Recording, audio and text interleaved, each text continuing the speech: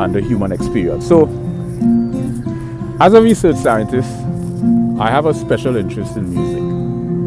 And I always had an interest in art because I couldn't understand why. If you look at all of our great predecessors, all of them were grounded in some kind of art, from Da Vinci to Picasso to everyone was into, there was something in art, and I realized what it is, and I think it's fascinating. And especially surrealism, Salvador Dali. Surrealism is a fascinating phenomenon because Salvador Dali, man. What Salvador Dali did was something called the juxtaposition of incongruity.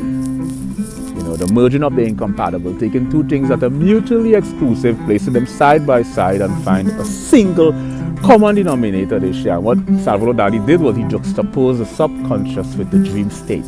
This is what you call